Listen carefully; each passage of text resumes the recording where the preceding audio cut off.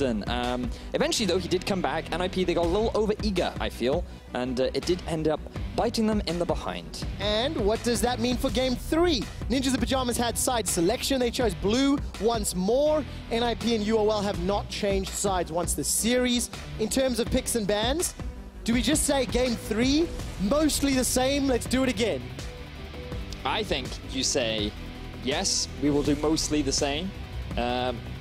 Why fix something? Oh, no, no! They've deviated, Trevor. What do we do? Panic, panic, panic. Zach I'm gonna have to predict things now, Trev. That's not fair. Well, Zach is still open and available. Galio is banned away by NIP. Ooh. That was a first draft pick multiple times for UOL. So this leaves juicy options, yes, Zach or Thresh. Ooh, wow, I think they're finally leaving the Thresh open. They've done it multiple times. I feel like you have to ban away the Zach. I don't think you can afford...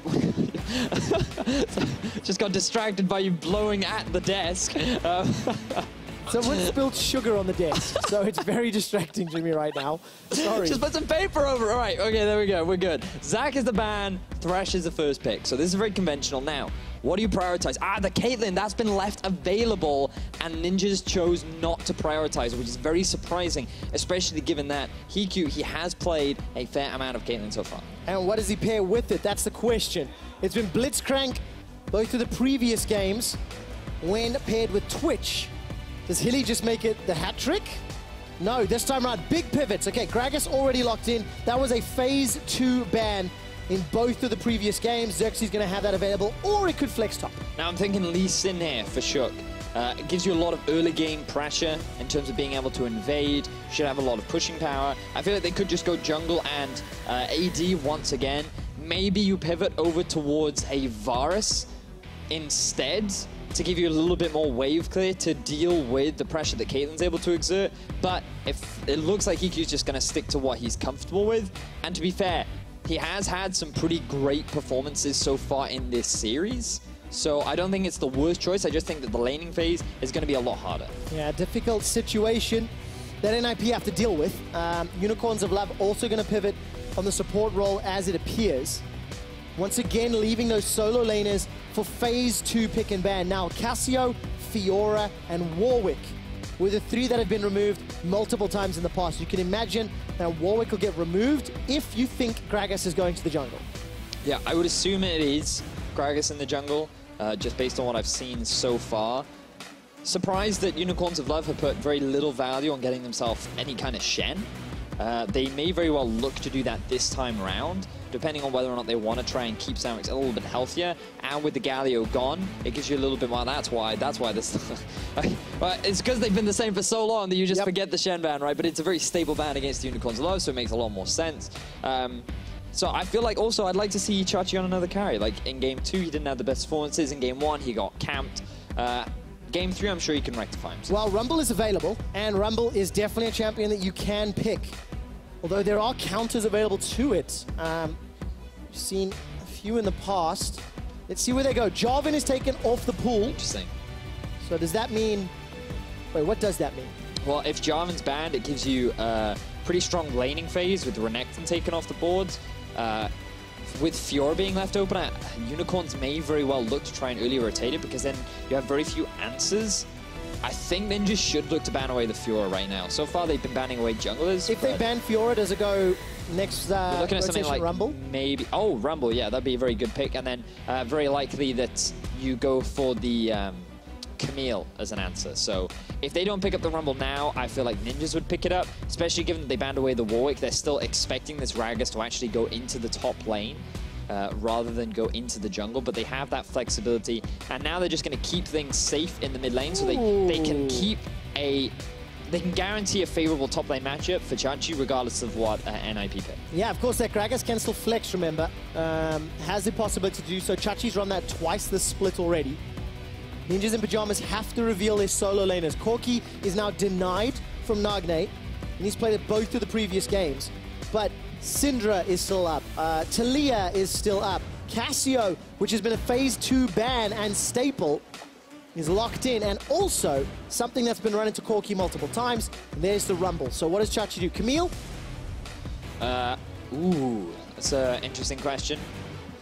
I think that you can actually send the Gragas into the Rumble, and then you can get something like a Hecarim, if you wanted to. Like, in the early game, you're going to struggle against the Lee Sin, you want to have the same kind of pressure, but you have an engaged tool to force a bunch of fights. And that is exactly what gets locked in. The power pony for the Unicorns of Love. Hecarim to round out the comp. So, Vedius, hit me at TLDR. What do both of these team comps want to do? So, Unicorns of Love, they have much more of a sieging, scaling composition. Really, it turns on once they get their ultimates available. It is pretty good in fights. However, they're a little more item reliant than their previous compositions have been in the past. The thing is with Twitch, because you have spray and pray, as long as you have 2 items and you're hitting lots of people, you'll still do a significant team fight damage. Caitlyn doesn't have that same kind of strength, and her ulti isn't as impactful. Her strength comes from being able to set up trap lines, being able to use her extended range, and largely just be lane dominant. So expect to see a lot of early pressure down in the bottom lane, and then more scaling from the side of Xerxe and Exileh. And what about the ninjas in Pyjamas? They've got so many tools to threaten the backline. Rumble, curtain call, Lee Sin, flanks. A lot of options available to them. They do, and they've also got a lot of ways to mitigate a lot of the mobility on the Unicorns of Love because of the Cassiopeia and Miasma. Their teamfight composition is going to be really exciting to watch, and I want to see where HeaQ invests his early game pressure because he has quite a lot of options. Yes, game 1 and 2, it was obvious. Ladies and gentlemen of Berlin and watching all around the world, who will win this series? Will the Unicorns of Love pick up their 5th series win, or will the Ninjas in Pyjamas claim their 1st series win? As I build up the hype, we have an in-game pause. So we'll dial that one back ever so slightly. Shout out to the Meeps guys in the crowd. Those brave 3, ladies and gentlemen in Berlin, predicted Ninjas in Pyjamas would win the series. So, Love Hurts crew. So did 2 members of the analyst desk. You know your targets. Whoa, hang on. Whoa. Just saying. Just saying. I can't believe you do that. I have security at the edge of my desk. They do not. Well, we'll Let the Hunger Games begin! I'll find out exactly what the pause is in just a moment or two. You notice a UOL pause, and we can see the referee on stage behind the guys. And I'm glad you mentioned that, Vedius, actually. Both of the Splice boys predicted a NIP victory. However, they might have been a little biased in their prediction. May not be the most altruistic of intentions. But I did like the fact that Samux said that he was a lot more impressed with how NIP have been playing versus how the Unicorns of Love have been playing in this series. And I have to agree with him. I feel that it was a very unfortunate mid-game play that went horribly wrong for NIP that allowed the Unicorns of Love to snowball back into the game. And I'm looking at NIP to be able to build that same kind of early lead, but this time hold on to it. All right, we'll find out what they can do. I do have an update for you. Vizicsacsi has requested a pause. He has informed League officials that he's loaded into the game with the incorrect skin. So League officials are busy investigating, looking at his footage and looking at the options available. I'll give you an update once our League official, who is on stage right now, talking to Chachi, gives us that feedback.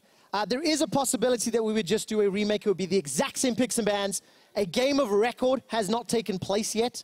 No actions, no interactions. So therefore, we just have a conversation for a little while longer. Yeah, people haven't even bought items yet. But we'll see what happens. Give you guys an update as soon as I hear it. And yes, to go back to the discussion around the Splice comments on the desk, I too am impressed by NIP. They've shown more than a lot of people expected. Oh, yeah. Today was meant to be 2 2-0s. It was.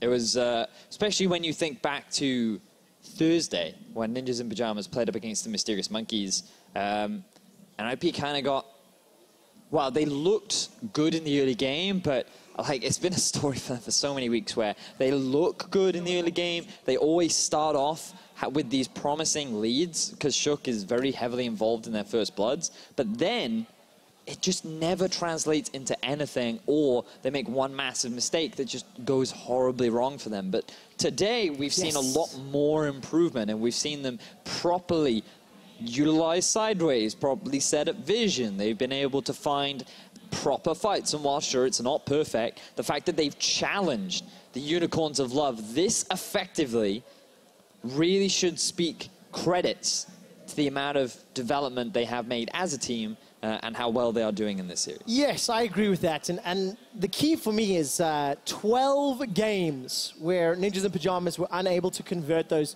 early game plays.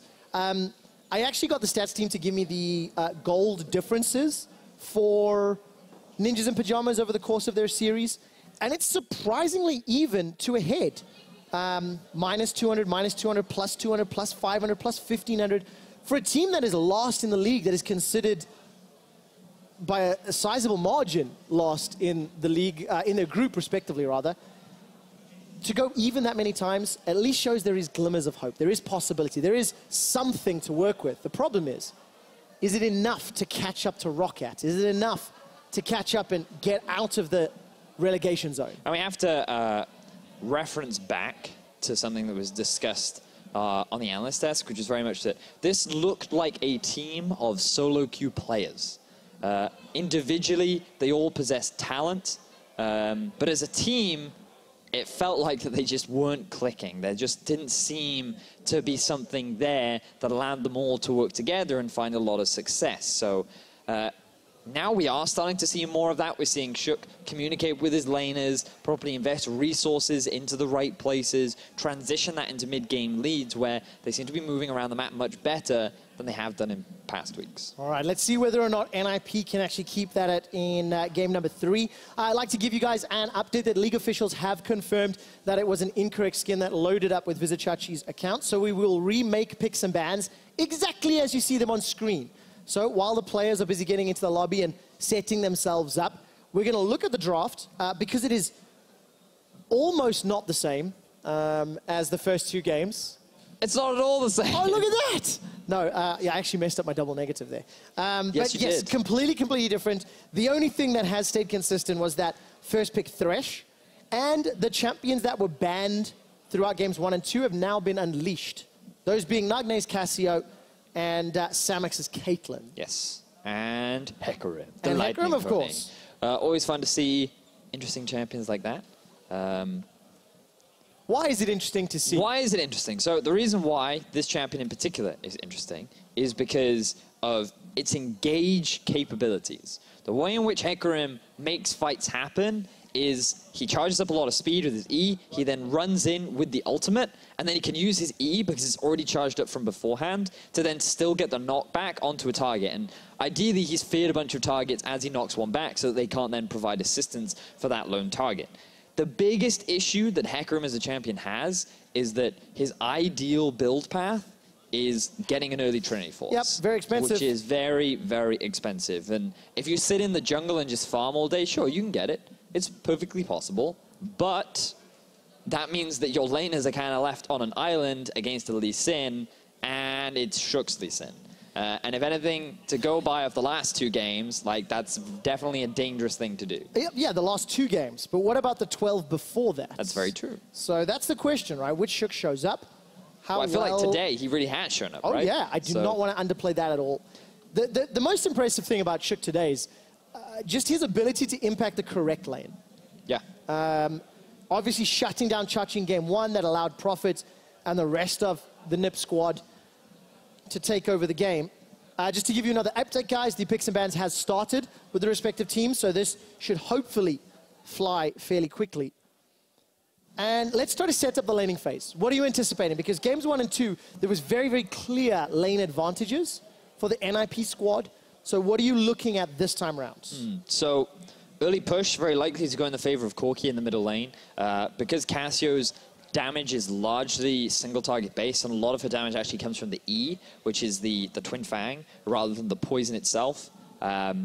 You don't have a huge amount of pushing power, but you do have a lot of trading power. So Corki's goal in the early game should just be to clear the minions as fast as possible by using his Q, by using his E, and just pushing to give the jungler a little bit more freedom in the river to get the scuttle crabs so that he has the support of his mid laner to help him in the event that he finds a Lee Sin in the jungle. So that's what I expect in the middle lane. But then as you get a few levels under your belt, that Cassiopeia becomes a lot scarier because Miasma prevents you from being able to use your escapes on Corki. That includes the flash, and that also includes your Valkyrie. So it's something that you have to be mindful of, especially if a Lee Sin comes into the lane just as you want to try and get out. Now, there's a lot of options for mobility on the side of UOL that could get shut down. Corki, Hecarim, Gragas, Caitlyn, all of them with some or other mobility tool in their kit. Yep. All right, guys, as the draft this time around is drawing to a close, I just want to give everybody an update and a reminder. Vizicsacsi paused the game at the beginning to inform league officials that he'd loaded into the game with the wrong skin. This was verified and confirmed by the officials, and as a game of record had not taken place, a remake was permitted with the same picks and bans. So we're finishing up pick and ban phase. There's about 40 seconds left before we start the usual crowd hype and camera. Yeah, and don't lose that. Yeah, don't lose that, because yes, we've had a pause. Yes, things have slowed down, but the ninjas in pajamas, the guys that have not won a single game, were not only able to take down the Unicorns of Love, but they brought us to a Game 3 in a very pivotal matchup. So this is exciting. There's a lot of hype, and I am ready to cast the pants off of this game. I am the same, Vedius, as I too am excited for the ninjas in pajamas. They have their golden shoes on today, and will that be the golden ticket to pick up a win? Their first series win of summer. We are about to find out as the timer has hit 0 in picks and bans. Vizicsacsi and the Unicorns on your screen. Cue the dramatic music. Can they bounce this one back? We're waiting for that dramatic music from the producers. I'll do it. Dum dum dum dum dum dum dum. I'm still waiting. We'll keep the build up. Not quite the beatboxer you hope you are, Vedius. Oh, ladies and gentlemen, thank you very much for bearing with us through this pause. We will be loading up for the deciding game and the final game of Week 5 here in the EU LCS. It's the second week of cross-group play, and the ninjas in pajamas meet holding fans in the audience are behind the squad. Let's see whether or not NIP can pull off another upset. And we got some level 1 action. QuickShot. I can see it coming. There will be blood in the early game. These teams, they're looking for some kind of an opportunity. As UOL, they set up the line of scrimmage very early on, but 5-man units of NIP, they grouped, and they found, alas, nothing. Yeah, no bloodbath yet. Waiting. Ticket to bloodbath has been punched, and I'm looking forward to the excitement. HeaQ and Xerxe both have such huge playmaking junglers. Let's see how long it'll take them to get involved. And if you were to make a wager, Young Day, can I help you? I had to take my jacket off, and people in the crowd are wooing me. Well, that's the first time. That is a first. That's the first time Skeletor's got a woo. But nicely done, nicely done. Right, so let's focus back on the game. What would you like to talk about, QuickShot? Yes, I said, if you were to predict the lane that HeaQ is going to gank, what would it be? He's had successful ganks for Prophet. He's had successful ganks for Nagne. So where will it be and why? I feel like the mid lane's a difficult lane to gank, but it's definitely a good one to get rolling. If you have a Cassio with an advantage over the Corki, it means that he will constantly have pressure, even in a side lane later on. So it would be smart, but it's super difficult to gank a Corki, largely because he has an exhaust and because he has that natural escape. You see a bit of trading down the bottom lane. We do indeed. No gobbledygook from Hylissang. He's looking for HeaQ, and the passive is going to time out. Look at your mini-map. HeaQ going for an invade. Actually, hold that thought. Flay catches Samux. The trading continues. Fourth and final shot from HeaQ tags him. And as I'm looking at the mini-map, HeaQ has run away. I won't get to talk about the junglers yet, because now Prophet and Chachi, they're trading. Remember, Vizicsacsi was over-eager in the previous game. Level 2. Gave a kill to Prophet. Level 2 to level 1. Flame Spitter is coming up. The Electro Harpoon hurts. The Body Slam boop. Electro Harpoon number 2. Juicy, juicy targets here, Chachi and Prophet. They're looking for a way in. Yeah, but because Chachi has started with the Doran's Ring, he gets an extra health pot, which means that he should have a little bit more sustain back in the 1 versus 1. So speaking of junglers, we have to look at HeaQ's very impressive performance in Game 1. Exceptionally high jungle proximity, which means that basically he spent a lot of his time with his laners. That definitely worked out. And of course, kills plus assists, very effective, huge gold lead as well. When you consider his team was up around 4,000 gold, 900 of it was in his back pocket. Pretty good percentage there. And all of the early trading has not equated into an advantage yet. HeaQ and Sprattel still looking to play on the front foot, still looking to get in Samux's face. As HeaQ is trying to weave in a couple of shots in between. Doing a good job at the moment, Vedius. Yep.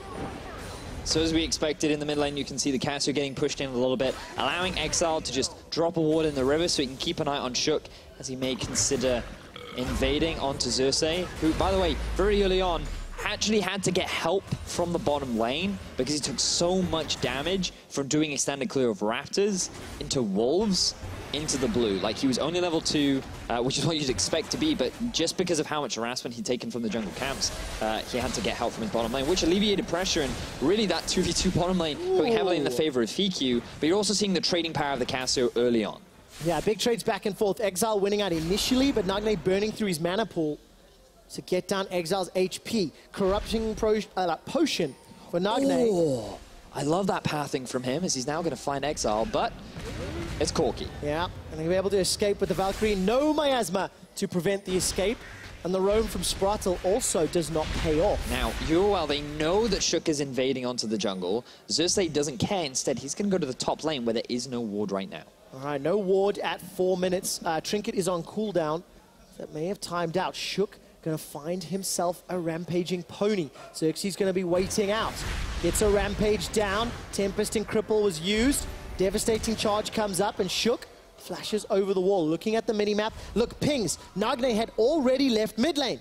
Now HeaQ's going to look to hop over the wall, and there's no onslaught of shadows for Xerxe to chase. But you can see how HeaQ not only had to use the flash, but also was going to heavily lose out on that trade. Number 1, because Xerxe just had more health. And number 2, because Xerxe had the red buff as he met him first during the laning phase. So that resulted in Xerxe being able to win out, force the flash onto HeaQ. This will alleviate a lot of the early jungle proximity that HeaQ is looking to invest and snowball the lanes as he makes his way up topside once again. Sprattel just missing that death sentence by the skin of a catfish. Hylissang's character model not in luck. Xerxe walks into the jungle to not find any camps. And as Pyro once said, he plays himself out. Recalling outside of NIP's jungle. No first blood yet, no early game ganks, and HeaQ, well, he answered the question. He was going to go mid lane. The roam and the gank did not work. Yep.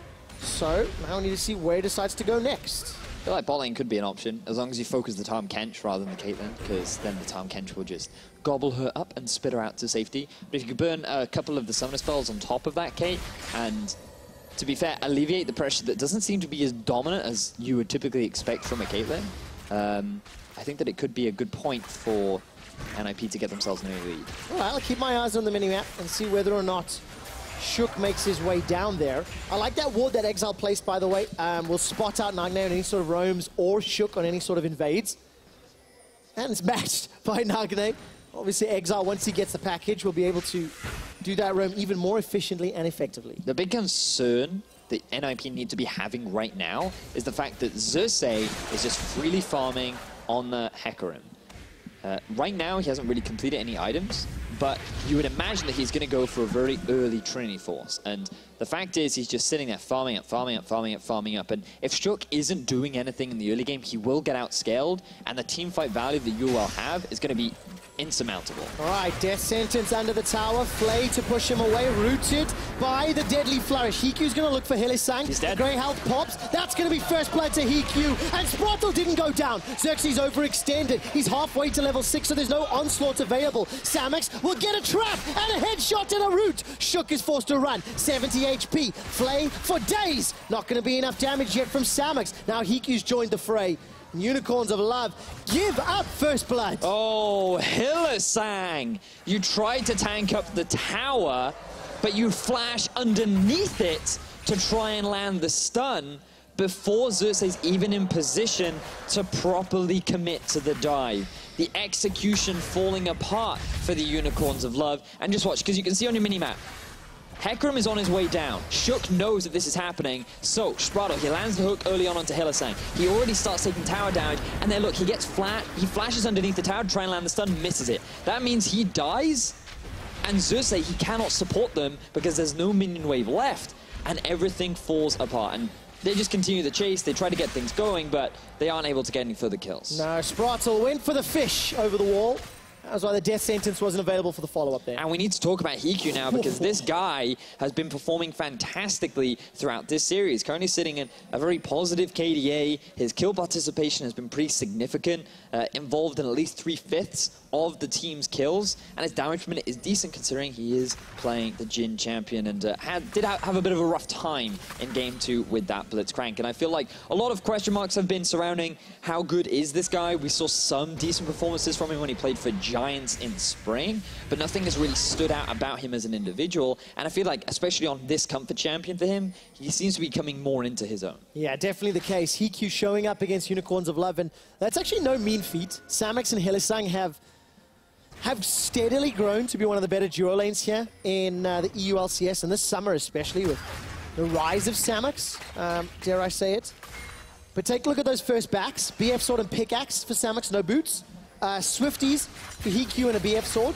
Just to get out of range of the Hecarim and negate the slow of the lashing from the tongue of Hilly. Also, it's a fairly common itemization on the Jhin, just because they value the added movement speed. It makes it a lot easier when trying to hit people with the crit, right? Because when you try to trade in lane, you want to be hitting people with, if you can, the crit and the pass on and the Q, as we see a bit of a trade in mid. Oh, pretty cheeky placement of the Miasma. Noxian Blast comes down, Twin Fang after Twin Fang. Beautiful. And Nagne, I think that might have counted as an isolated death. That would make it number 21. I will get that verified at the stats team as HeaQ is going hunting. Xerxe lives to fight another day. That was exquisite. So we talked a lot about the level 6 mark for Nagne in this 1 versus 1 matchup. Sprattel, though, is isolated right now. All right, Curtain Call was used a few moments ago as HeaQ was looking for Exileh, so cannot follow up onto Samux.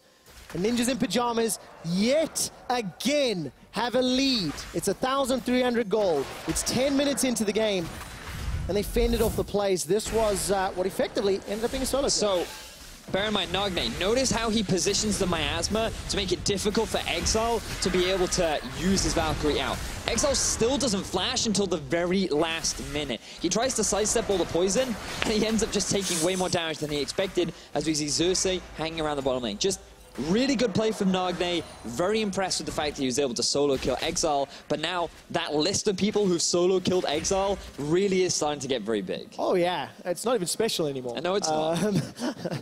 And Xerxe decides not to engage. So taking stock, 87 CS for Exileh in the mid lane to 113 of Nagne. It is evened out somewhat as Samux is approaching plus 20 as well. And we saw a trade there a little while ago. HeaQ and Sprattel just getting dunked by that extra pickaxe. But look at the roam here. Right now, Cassio moving down to the bottom side of the map. They do have the lantern and the flash on Sprattel. All right, Sprattel's got the flash flay. Miasma comes down, 2-man flay, lining up the death sentence for Samux. Oh! Predicts it! Sprattel, you beauty! Exquisite setup from NIP. You could not ask for a better play. Just bravo, that was wonderful. Flashes available for both Samux and Hylissang. Everything landed, and it's not over yet. Prophet puts down the equalizer. Miasma comes out, and Nagne slithers forward. Tower First Blood is on the horizon for Ninjas in Pyjamas, and yet another significant gold lead. Ooh, I can't. Can we get a slow-mo, please, on Sprattel as he lands that hook? Because that man deserves it. I've seen a lot of comments from the community being very much that Sprattel really doesn't do anything on the team. Who is this support? Why was he picked up? And like, this man has experience under his belt. This man can perform, especially on this champion on Thresh, that he's been able to get so many times throughout the series. And I think that is the big thing for this team. Comfort picks seem to be the way to go if you want NIP to succeed. So let's see how this happens. You can see Corki forced underneath his tower. He doesn't have the same push anymore. Miasma comes down first, so they can't flash. Samux could flash here. He uses his E. Sprattel predicts it and is able to land the hook. Meanwhile, the rest of the team were just killing the Tahm Kench. And note as well, HeaQ lands the kick as well to just guarantee that kill. Prophet gets the double electro harpoon. Oh. Flashes in front of the barrel. And now he's looking for Chachi. Here comes Sprattel and HeaQ. The flay, the death. He does it again. They're not done yet. Follow the Lee syndrome. Do it, do it, do it. Oh, HeaQ's got no kick to bounce him back. NIP 5 kills to 0. But we've seen this before, QuickShot. They've done it game 1, they've done it game 2, and now they're looking to do it once more in game 3. Exquisite early game performance. You cannot take anything away from how well NIP are playing, and it's simply a matter of abusing the fact that UOL do not play early game-based compositions. They are taking advantage of this team and their style, and they are constantly getting these early leads as NIP roam to the top lane. All right, tower dive being set up, but teleport coming through for Vizicsacsi. That at least will give NIP the advantage TP-wise as they also pick up the Herald. Very quickly, would like to remind everybody watching at home and here in the studio that the finals for Summer Split will be in Paris. Unicorns of Love were in the finals in Hamburg and they were upset. They're going to look to try get back there. But they're going to have to beat NIP and make it to the playoffs. If you guys want to join us and watch whoever does make it, head over to lolesports.com. You can find yourself information on the tickets, start time, and exactly how to join us in Paris.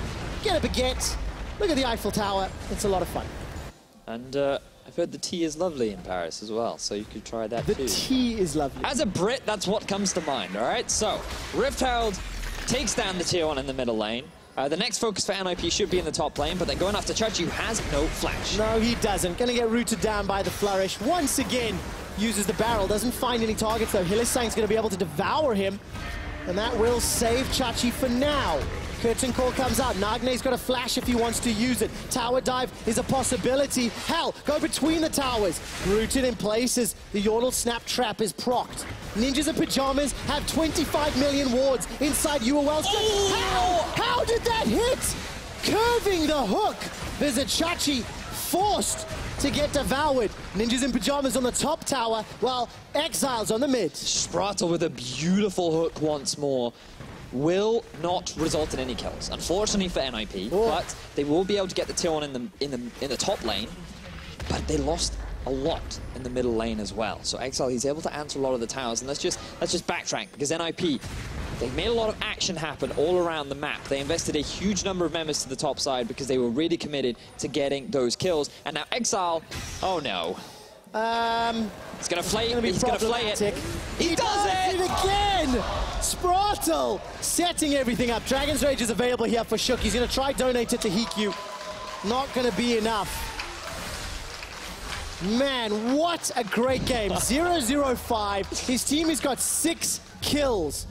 And Sprattel is a monster. Oh man. Let's watch this again in slow-mo. Sprattel, he brings in his teammates. Boom! You thought you could go over the wall? Denied. Access denied indeed. Looking at the minimap, that also may be an isolated death. We can only verify that at the end of the game. That would include, bump it to 22. It would. Isolated deaths. And that was bad from Exileh because everyone had backed away from the side of NIP. They'd taken down tier 1. There's no need for you to get a bit of extra damage onto that tier 2 tower in the middle lane. Just leave. Just push the minions wave underneath and leave. And just no respect from Exileh. Gives away another kill. And NIP continuing to look strong. That's right. NIP playmaking set up. Infinity Edge for HeaQ. Rod of Ages at 7 stacks for Nagne. To be fair, Exileh's got his hands on the Triforce and the Sork Boots. And the rest of his team, Xerxe, Samux, still trying to build their way up. Xerxe about to finish his Triforce. So that will add a lot more threat to this Hecarim. And I'm looking at the minimap in terms of setup.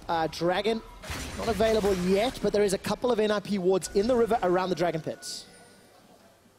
Well, Dragon will be a big point of contention for both these teams. Bear in mind, really good team fighting power from the side of NIP. They have the Rumble, they have the Cassio, both doing exceptionally well right now. With the Rod of Ages already completed, as goes to the flash kick.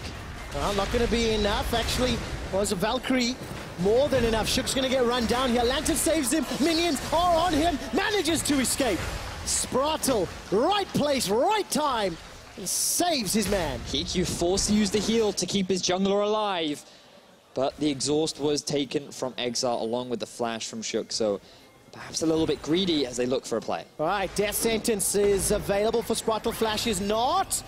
Xerxe is going to be able to escape with a devastating charge, and I'm hearing ahs and gasps from Berlin, turning to believe inside.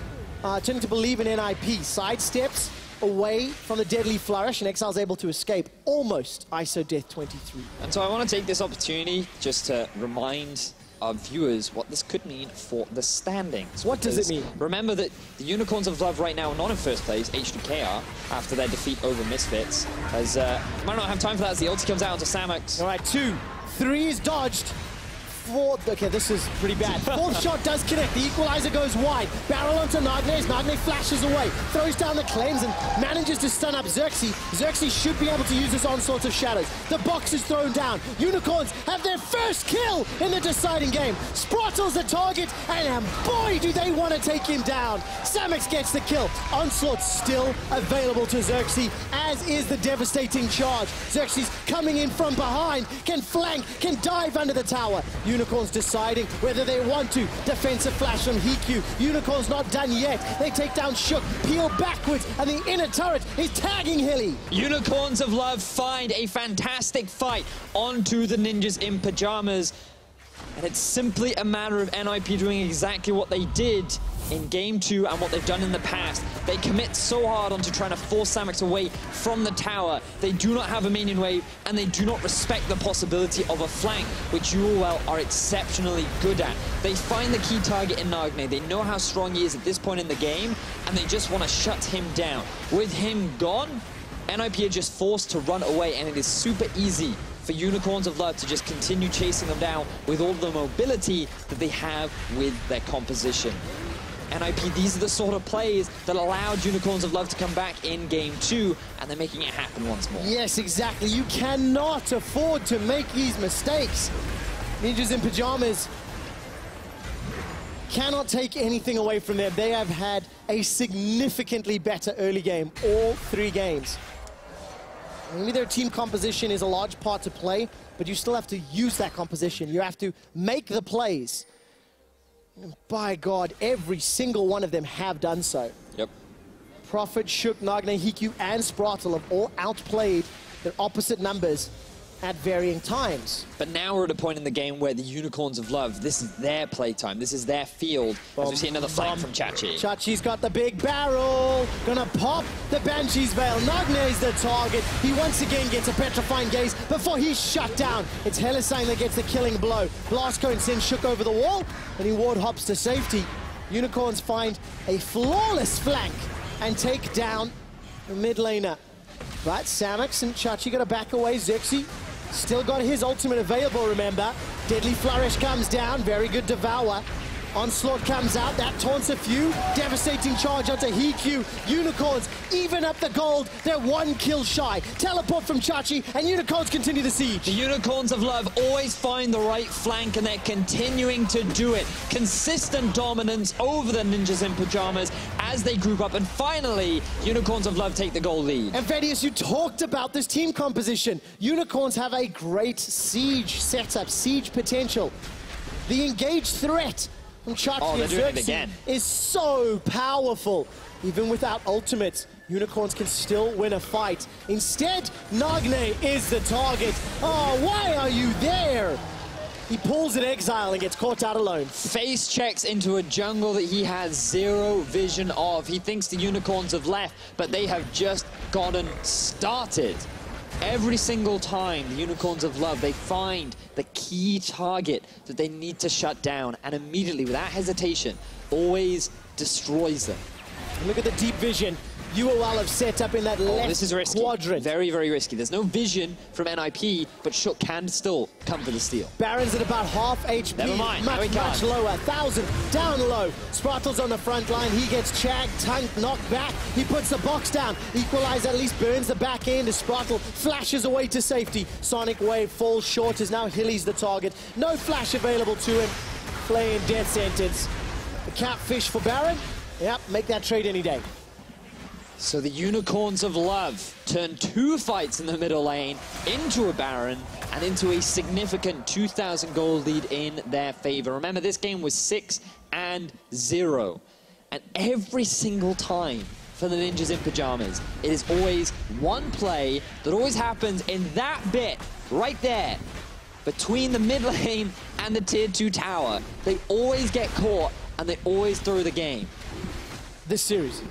Well, I mean, they've done it in the past. Like, they've done it so many times. Like, it feels like it's just, like, their curse. They cannot enter that period without allowing Unicorns of Love to just find an avenue back in. And I feel like you have to give credit to the Unicorns because they saw the opportunity, they saw a fantastic flank, and they made it work perfectly. But at the same time, NIP, like, yes, why? allowed it to happen. Yeah. NIP put themselves in a position where the Trinity Force Hecarim could flank, where Vizicsacsi could find the barrels that were game-changing, and that means at 24 minutes, the Unicorns are in the gold lead. Not something they've experienced for much of this series. Vizicsacsi's up in the top lane, sieging with Baron-empowered minions. Here comes Samux. He can lay down the trap line if he needs to. Doesn't need to just yet. Infinity Edge, Static Shiv, the makings of another Zeal. Ninjas in Pyjamas have got such a difficult time because their engage is so difficult and so situational. Yep. And also their wave clear really isn't great, right? Cassio, very single target damage. Yes, she has the miasma, but it's not exactly used for clearing out minions, especially Baron-empowered ones. And Jhin, when you think about him as a champion, you don't think, oh, I really could use him to clear out a giant minion wave. Whereas Caitlyn and Corki, all they do is poke and siege. And then if you ever overstep, you've got this risk of being engaged on by a Hecarim and a Gragas. So this composition is now in the perfect spot that it needs to be in order to close out the game for Unicorns of Love. And it's going to be exceptionally difficult for NIP. They need to catch someone out of position. Yep. But it's at this point in the game where Exileh is less likely to get caught because he's more grouped up with his team and there are people communicating with him. Yo, dude, why don't we back off a little bit? Exactly. Somebody else pulling on the reins ever so slightly. Sprattel, though, has had some fantastic plays. He's got no flash available to him now. And has just used the death sentence to pull the Bramble back. Not going to be able to set it up, though, as Unicorns will say, mine, and take that one away. Nagne's waiting in the bush here. Look at the minimap in terms of setup. UOL grouped inside the jungle. Baron is up for another 30 seconds. Petrifying gaze onto Exileh. He's devoured, but the poison ticks through the belly. Taken down, threading the needle as Nagne finds his man. Xerxe is going to use that ultimate defensively. And Exileh cannot necessarily be completely at fault. My trap card has activated. What do you expect from a ninja? They come out from the brush. Great ulti from Nagne onto Exileh. Locks him down. There's more than enough damage, especially with the miasma, to prevent him from flashing or even using any kind of escapes. Beautiful kill there, and they delay the siege from the Unicorns. We've legitimately cast a curse players this week several times, because the speech about Exileh being with his whole team and not being able to get singled out. Well, what are you meant to do? Oh, man. Poor Exileh, poor Exileh. But also good play this time from NIP. Nagne, very good. Right bush, right timing, you know, wasn't checked out, got the petrifying gaze, and look, it's a reprieve. It's not a big helper. Yes. NIP are still 4,000 gold down. Yeah, they've got a couple of dragons, but that's not going to take. That's not going to be helpful yet. It's going to take a long time. And the Unicorns of Love are still super strong when it comes to fighting, right? There's the Baron available that they can play around. They can keep stalling because they scale exceptionally well. And just look at the level difference between the two junglers: 14 on Xerxe to 11 on HeaQ. That mid-game value is just so much different, just in terms of raw numbers, that it's going to be so difficult for HeaQ to have that same sort of game-impacting play that Xerxe can have, especially with his ability to just dive onto the backline and shut down HeaQ. Yeah, look at his itemization as well, starting to get a little bit beefier and tankier. Got himself that Spectre's Cowl, Cinder Hulk, a little bit of HP under his belt. 2 rapid-fire cannons and on the side of UOL, and then a static shiv for Samux. So his damage is starting to go through the roof. And Unicorns, well, the Rift is their domain. NIP are strangled off the map. They can't get into their lanes. They can barely get into their jungle. They're trying the Death Bush again. It can only work so many times. Yeah, Vedius. The problem for UOL right now is that they haven't got much control over this top lane, so they're actually only pushing into 2 lanes, which means that it's easier for NIP to just move between them and just keep clearing out, keep stalling things. But as long as UOL maintain vision around the top quadrant of NIP's jungle, then Baron will still be the big card that they can look to play that can guarantee them the win. Well, that's what Unicorns want to do. They're currently at 4 series wins. I believe H2K have 5, so Unicorns would need to close this one out. Stay tied in series wins, but have 1 series loss less. And when you consider we're in cross-group play, these are bonus points. You can't afford to lose games to the opposing group. Yeah. It allows teams like Splice, like H2K, to stick to you. And I mentioned the Paris tickets earlier. Unicorns coming into the split, the expectations based on the same team, the Korean boot camp, their look in the finals, their growth throughout the year, expectations may have never been higher for this team. Yep. Everyone was saying Unicorns of Love guaranteed to go to Worlds this year. They had new players coming in summer of last year. Everyone was like, oh, they're improving. They're becoming one of the better teams in Europe. Then spring comes around. They finish first in their group, make it all the way to the finals. They have a convincing and dominating performance over Misfits. And they can't quite take it to G2. So fine, they go into this split, continue to look dominant. They only drop a series to Splice.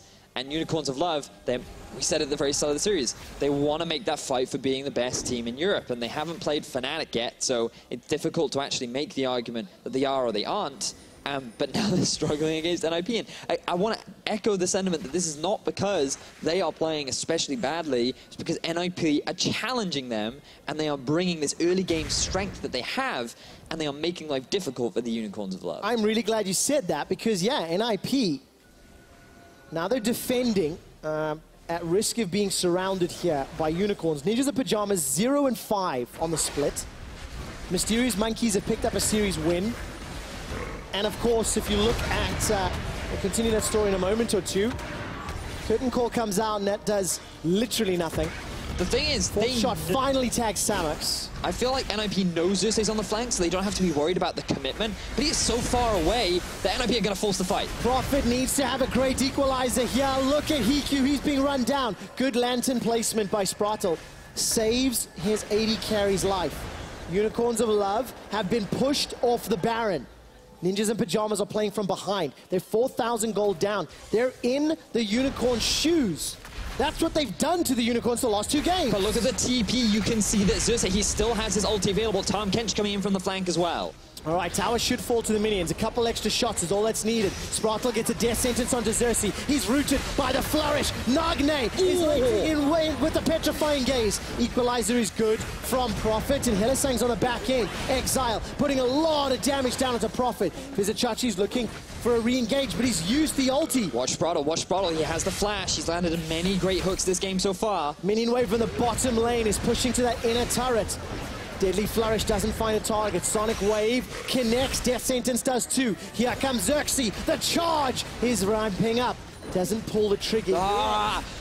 Tension is building, but nobody is fighting. But NIP, they get themselves the tower. Now UOL, they're back towards the Baron, and they want to force this fight. NIP, what you got?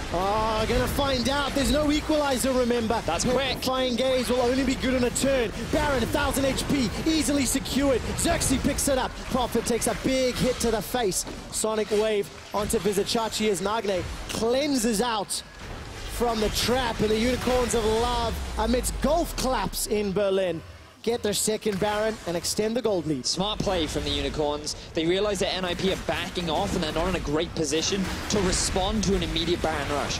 Add to the fact that that Baron went down so quickly, man, the Unicorns of Love took a pretty safe objective without real contention from the side of NIP. So overall, they get themselves a net positive, and they sit on a 5,000 gold lead. as this game continues to mount in terms of tension. Dragon number 3 goes to Ninjas in Pyjamas. That's the only saving grace for them right now. 2 oceans and a cloud. That's not great for them, unfortunately. Not Infernals, not Mountains. And Elder's only going to be up in about 5.5 minutes. So Ninjas in Pyjamas somehow have to stall for another 5 minutes, then somehow have to contest Elder. But look at these side lanes right now. Bottom lane is slow pushing in favor of the Unicorns of Love. Top is pushing in favor of NIP. And Unicorns, they just keep grouping mid, which is fine, but NIP is just going to keep wave clearing this. So sure, you can keep grouping up and maybe find a fight, but NIP can just keep stalling. You need to get control over these other waves. Well, Xerxe's gone to the top lane, Vedius, clearing that one out. Baron Empowered minions will start hammering away on that top lane inhibitor. Prophet, with the help of Nagne, making his way up there. A little bit of fishing from Sprattel. Not going to find anything yet. 0-1-7 on his Thresh. And now all of a sudden UOL, 1 in the top lane, 4 in the mid lane. Inhibitor turrets on the targets. That's a lot of range and a lot of siege power from Samux. Big crit onto Exileh though, but they're going to take this tower. Yeah, they are. The explosive cask used, didn't find a target though, so that's not available if NIP can find it engage. A lot of harassment coming out from the side of NIP though. Exileh always moving up a little too aggressively. He needs to be mindful of the pick power that NIP do have. Shook find himself a Sonic Wave, and a Vizicsacsi has flash and wards available. The ward hop kick could be game-changing. Love this move from Hylissang. Immediately taking his Baron buff down to the bottom lane with Exileh, very quickly able to siege onto this tower, and this is a result of the slow push that they set up earlier on in the game. So UOL taking advantage of all 3 lanes now, and this is much a stronger way of breaking into the base. This is exactly what most people expected from the series. Looking at how UOL are playing now, good chunk of damage onto Exileh, eats a dancing grenade. Perfect. Prophet is trying to harass Xerxe as best he can. Okay, all 3 towers are down, and Unicorns are now being engaged on. Curtain Call will tag Hilly, tag Samux, 4th and final shot, rings true. Inhibitor in the top lane is the target and taken down. And NIP, they're just trying to get anything at this point, but UOL are playing them all around the map. They take an inhibitor in the top and they're back towards the bottom. Sprattel threw everything at UOL and missed. Death Sentence, box, flash, not available to him. It's 35 minutes into the game and a big one chunks HeaQ down. And look in the middle lane, Xerxe, he hasn't given up yet. He's continuing pressure on as the TP comes in from Chachi. Well, Death Sentence this time interrupts that little waddle. Devour comes out, that's on cooldown. Second inhibitor falls. Unicorns have run out of Baron buff, but it doesn't matter. Huge crit! Redemption heal comes onto HeaQ. He's still at only a 3rd HP as a 3rd and final inhibitor is the target. Death Sentence finds the fat man. The equalizer on the back end is burning Exileh, but Prophet was exhausted. Samux with a good cleanse to escape. Uses that QSS. And the 3rd inhibitor stands, but only barely. UOL gets so much off the back of the Baron. It may not have been a lot of gold, but it was a lot more control and a perfect setup to be able to close out the game. We have to go back and think about how NIP was 6-0 at the beginning of this game. It feels like it's difficult to differentiate because they were like that at the beginning of every game, but they've had such great early leads, but then they always falter just at that one point. And the Unicorns of Love are a team that know how to punish, and they have done a beautiful job of it. Utilizing the Baron extremely effectively, not going for bad fights. Now all they need to do is group up, push mid, and look to end the series. No flash for Sprattel. Nagne, Banshee's Veil gets popped. The Lantern use theoretical Death Sentence in case anybody else engaged. All right, Barrel is up, Onslaught is up, the 3rd inhibitor gets dropped. Just a couple of autos. Ninjas in Pyjamas now have to defend. Super Minions about to pour through the steps of their base. They don't have the greatest wave clear, but luckily, no Baron Empowered minions means at least Nagne and Prophet will have less difficulty taking it down. Very big crit there onto Exileh. Questionable package usage. NIP, their backs are against the wall. Do they go for the desperation play, or are they just going to slowly lose their base? Because that is a lot of super minions. NIP, they have to find something. Death sentence again, but only Vizicsacsi. Curtains are called. Damage comes out. Yes, Exile's caught, but the instant devour. Equalizer comes down. There's not enough damage to follow it up. Samux left alone on the side, but it doesn't matter. In here, Nexus turret number 1 is about to fall. It's so low. A light breeze would knock it over. Unicorns of Love not able to get in there yet. Redemption used to heal up NIP. And the Unicorns are resetting. Exile, by the way, inside NIP's jungle, clearing out the Krugs and just trying to get some lifesteal. If he gets the red, he gets some health regeneration back. He's afraid of getting caught off as a hook lands. Does indeed, but the Devour instantly comes down. Nexus turret number 1 falls. Vedius, this is the final stand. HeaQ, summon a heal down. Death sentence only catching Vizicsacsi. Oh! That's Samux! He kills HeaQ! Unicorns have a 5v4. They've got themselves the onslaught of shadows if necessary. Sprattel's down as well. Samux has got the double, looking for the triple onto Nagne. It's Xerxe that takes him down. A hop forward for Shook, and the minions are taking down the Nexus. The Unicorns of Love want the ace. They want to send a message, and the Unicorns defeat the Ninjas.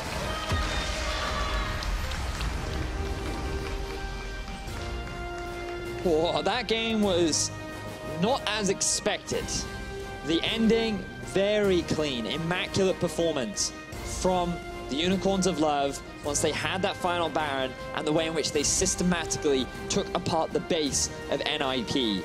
But my God, NIP made them work so hard for that series victory. They were pushed to the brink. Their early game inactivity was so heavily punished by the likes of Shook. And it was great to see NIP being this proactive team and making UOL identify this big weakness that they need to rectify in the next few weeks. Both teams should walk away today with their heads held high. NIP put up one of the best fights I've seen against Unicorns of Love all series long. And then you look at the Unicorns on the other side. The caliber of the team to bounce back from those huge deficits is definitely something to be proud of. And as teams continue to grow, it is something you have to learn. You have to figure out, how do you stem the bleeding? How do you play from a gigantic deficit? Game 2, they punished the mistakes of NIP. Game 3, they did it even better. Oh, great performance from the Unicorns of Love. Looking at Sheepy and Ramar, building up. Sheepy never smiles. During picks and bans, during it's all business, it's all serious. And now he is as smug as Ramar. It was a difficult win, though. I'm sure Sheepy will go back to the team and be like, hey, guys, maybe we need to have a chat.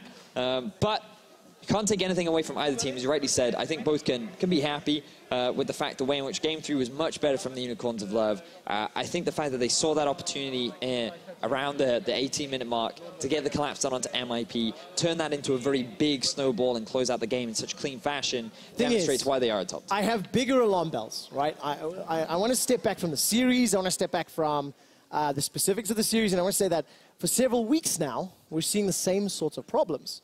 Slightly over-aggressive Vizicsacsi, slightly out of position Exile. So these are things that, in my opinion, Unicorns need to double down on and start working on, not only for Rift Rivals next week, but also for the rest of the split, for playoffs, for a shot at really contesting for the final, for the title. Yeah. You cannot afford to have those punishable mistakes. It's a little concerning that 5 weeks into the split that we are still talking about the same issues. Yes. The fact that Exile does have, we joked about it, but he does have a lot of isolated deaths. He is being caught out. He's not showing proper respect. And a lot of the work is being done by Xerxe. This man really has been stepping up, and I've been really impressed with his contribution to the team this split. And Samux has been the shining light. He ended up getting the player of the series for this one. Just great performance. Caitlyn in Game 3, the Twitch in Game 2. Spray and Praise really set up quite nicely. And, reliable. This is a guy that doesn't really get caught out. He doesn't really struggle in laning phase. He doesn't struggle in team fights. Like, he's just really well-rounded. Yep, he's good. I always believed in him. You did. Smugly. Only second, though. You didn't put him first. No, because it was very difficult to put him above Sven.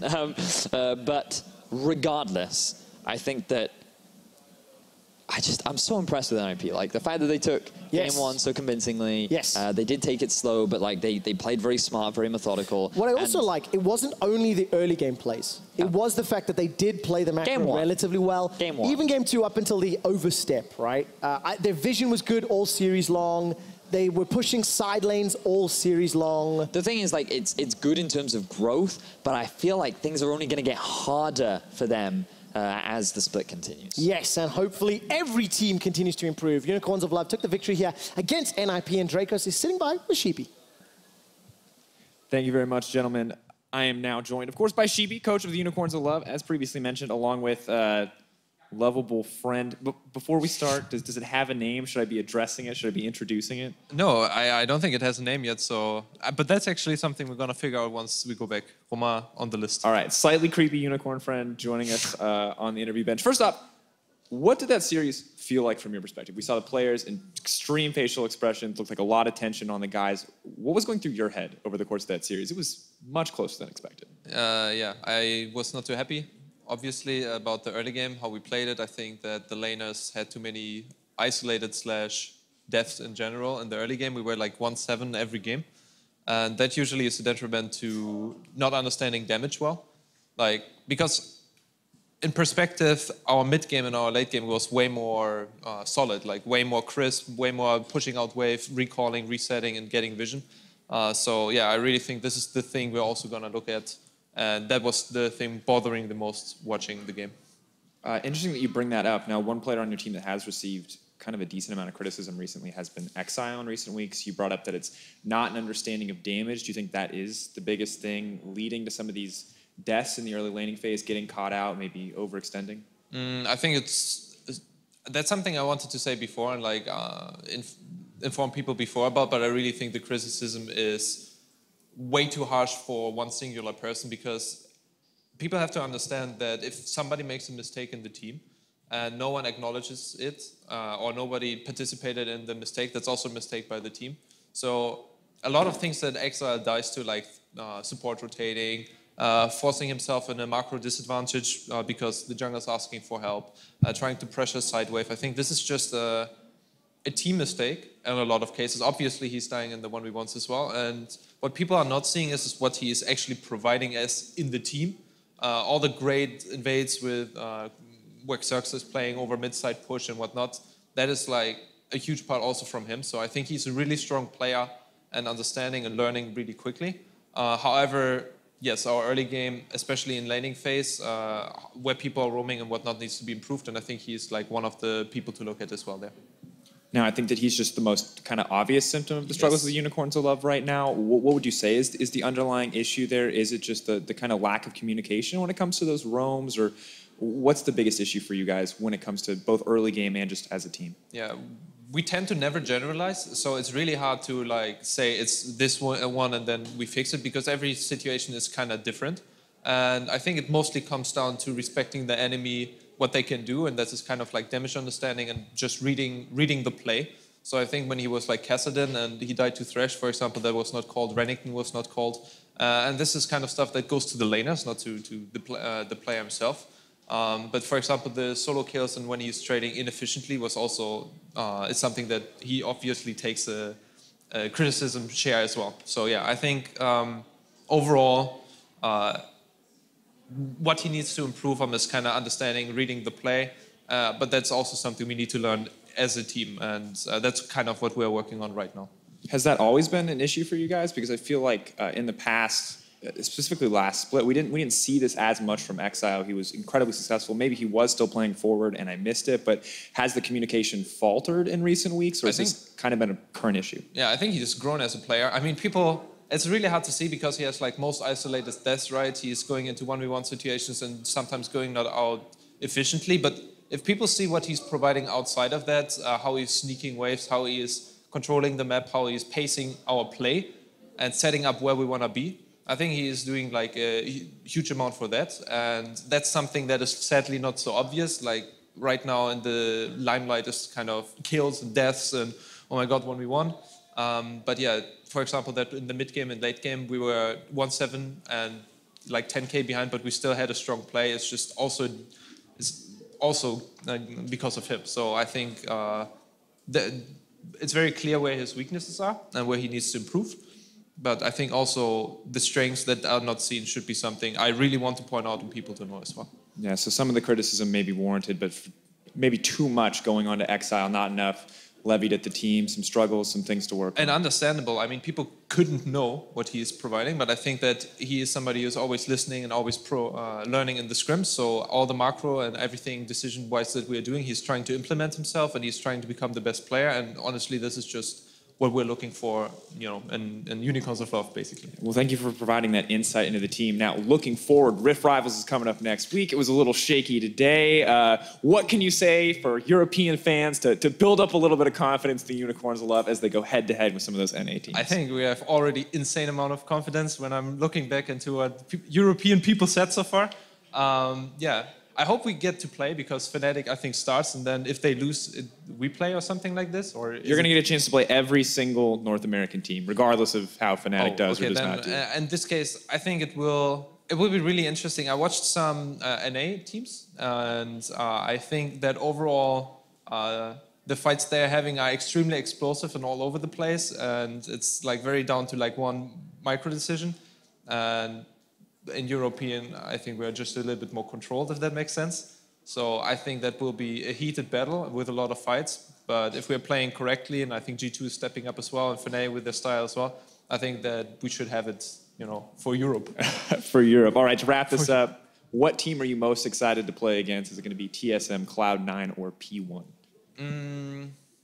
I mean, since P1 is not, you know, it's like considered not so strong right now, I think it's not a team we're like looking too much forward to play, but we've also been surprised before when we played like Hongdu Monsters, like from international teams. Usually even the bottom tier teams are like interesting, but obviously TSM, I mean, that will be the match. I mean, they wanted the rematch, and yeah, I'm looking forward, you know, to see how both teams have grown, and if it will be like in the past and, you know, we win against them. I'm excited to see it as well. Well, thank you, Sheepy, so much for talking to me, and especially about Exileh and the context on the team. For now, though, we're going to send it over to the post-game lobby so we can wrap up the week and look at what's ahead.